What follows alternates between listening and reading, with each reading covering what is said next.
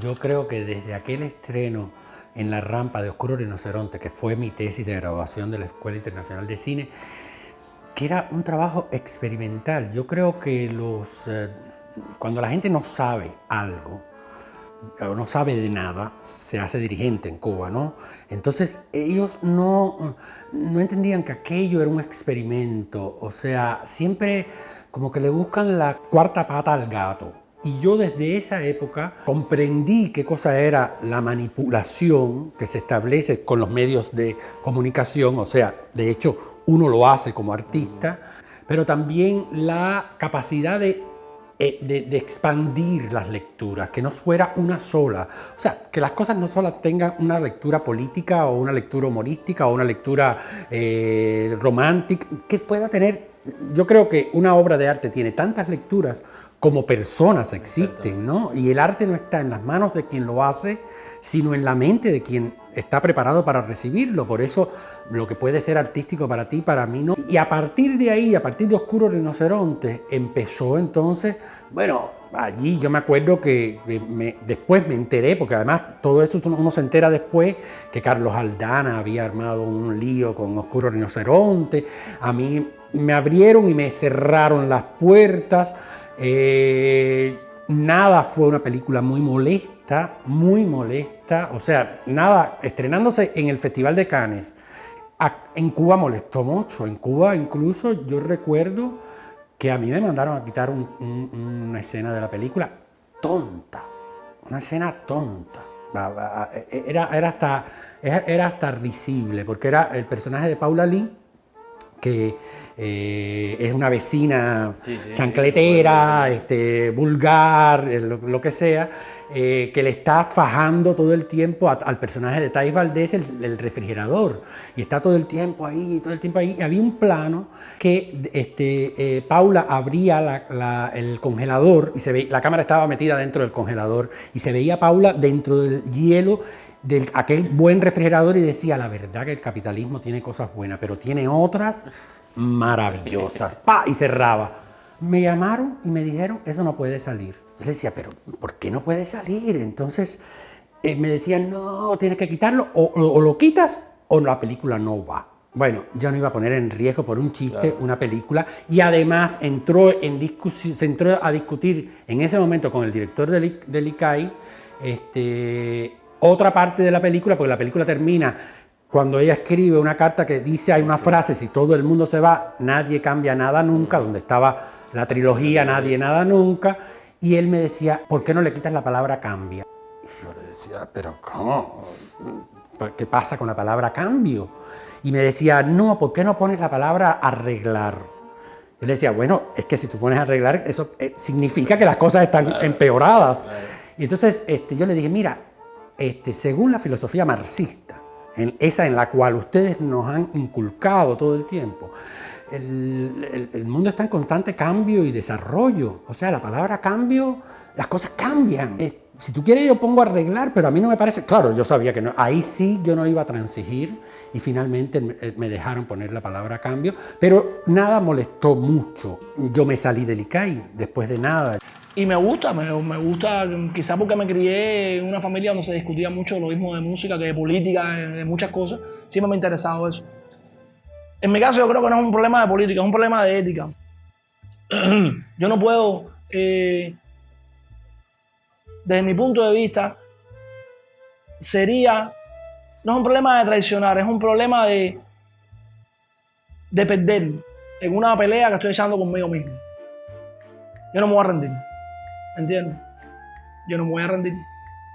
Yo sé que hay mucha gente que ha tomado la decisión de irse para Cuba a vivir. Después de conocerlos yo, muchos años, no voy a mencionar nombres, y saber exactamente cómo piensan. Cuando yo todavía no había hecho giro de 180 grados, ellos habían dado giro completo hace mucho rato. Y sin embargo ahora están en Cuba. Algunos de ellos incluso cantando para actividades de la Juventud Comunista. Uno de ellos escribe canciones al comandante. Bueno, en fin. Exactamente, no. Entonces, yo los conozco. Yo no oigo nombre, no critico, porque cada cual tiene su vida, tiene sus decisiones.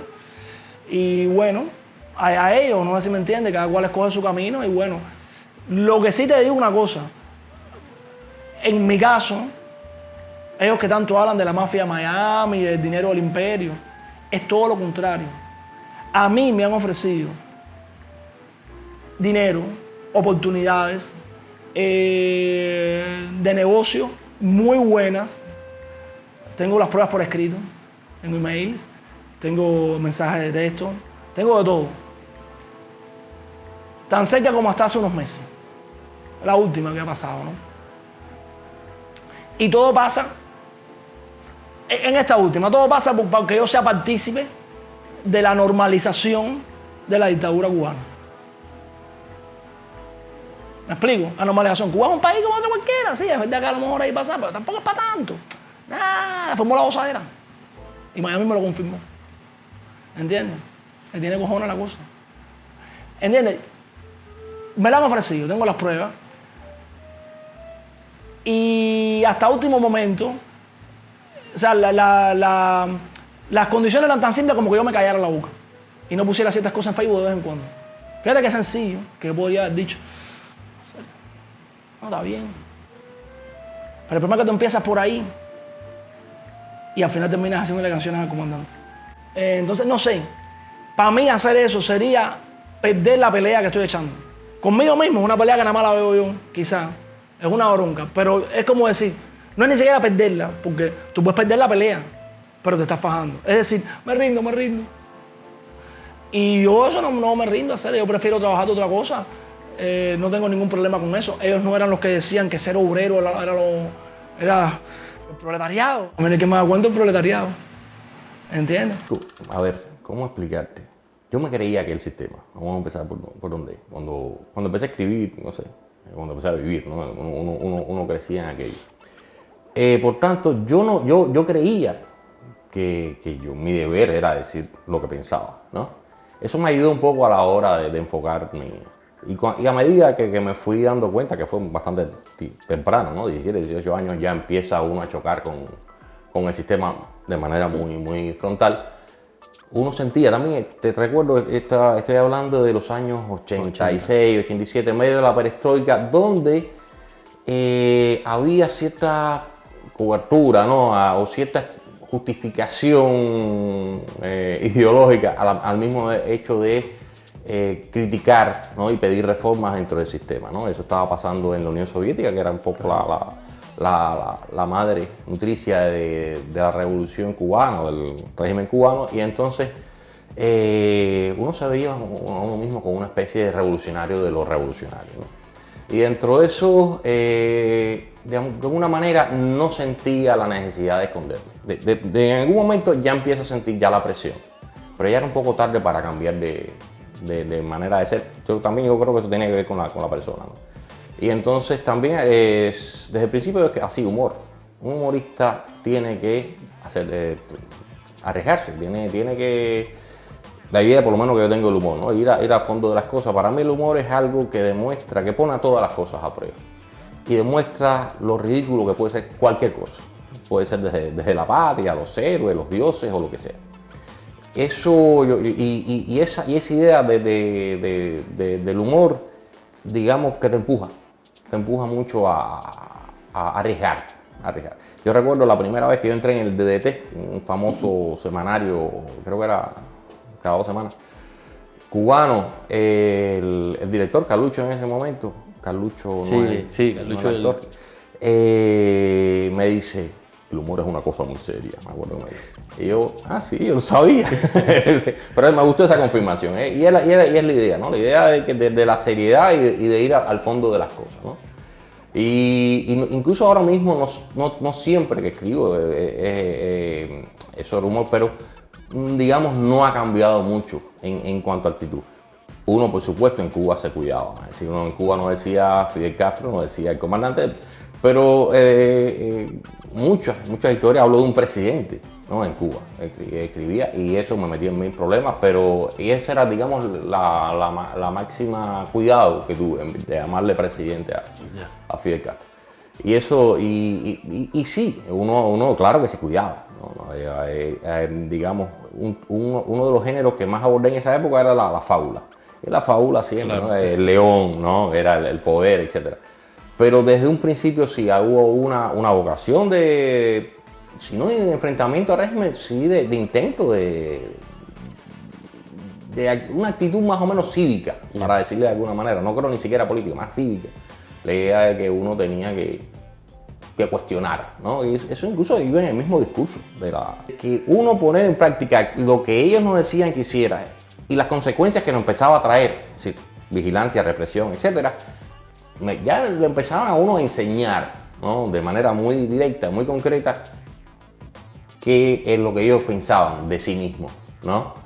Y era curioso hasta con los padres, ¿no? Que te decía que creían que aquello funcionaba muy bien, pero en cuanto uno empezaba a criticar, decía, no te metas en eso. Exactamente. No te metas en eso que te va a buscar un problema. Entonces, ahí lo primero que uno pensaba era, bueno, si esto es tan bueno, ¿por qué uno tiene que preocuparse por decir ciertas cosas? Fernando ve la película, me dice, esta película es un buen documental, es un gran documental, pero ese documental no lo van a dejar poner por ahora. Le pregunto por qué, si Sweet Havana, que es una película para mí súper dura, Más dura que y él nada. me dice, sí, pero Sweet Havana, al no tener diálogo, en el tiempo que yo lo hice, es una película que no va a ser tan popular. Exactamente.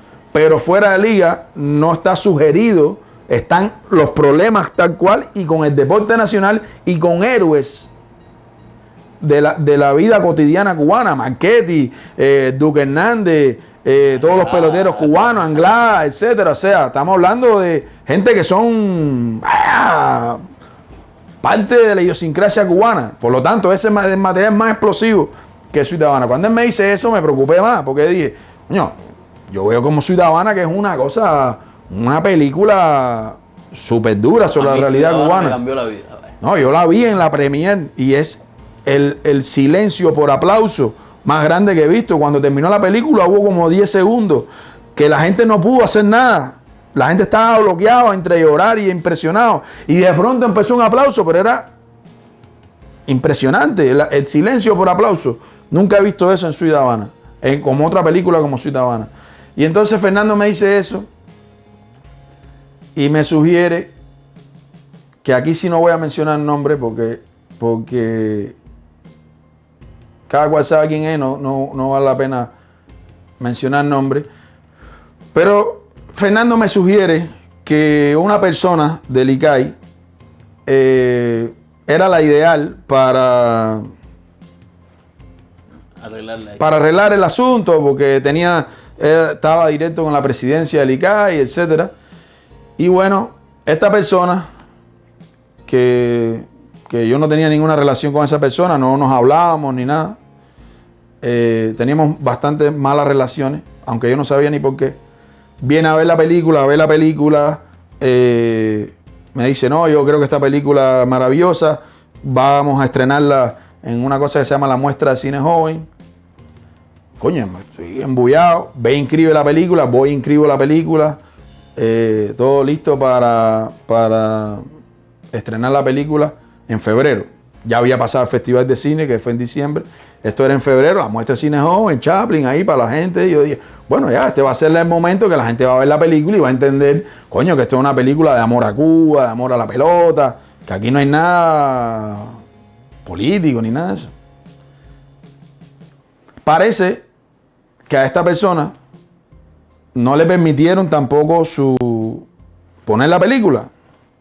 Tenía también dos opciones. Tenía la opción de denunciar que lo estaban censurando a él también. Tenía la oportunidad de renunciar al puesto que le había tocado. O tenía la posibilidad de plegarse a la censura, apoyar la censura, ¿no? Entonces, vamos a la conferencia de prensa del ICAI para la Muestra de Cine Joven. Y de pronto está lleno de gente. Sacan a la prensa extranjera que estaba allí, la sacan de allí.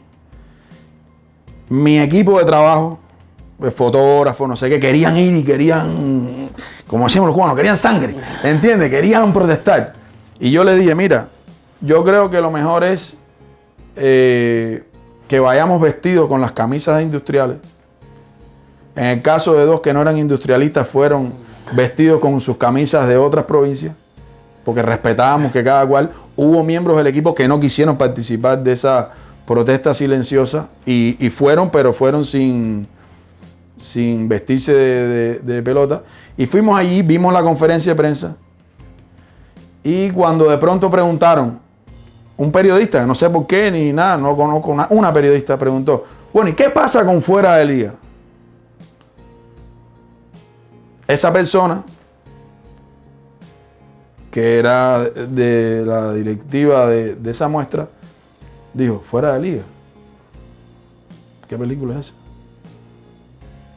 Aquí no se ha presentado ninguna película que se llame Fuera de Liga. No sabemos qué nos estás hablando.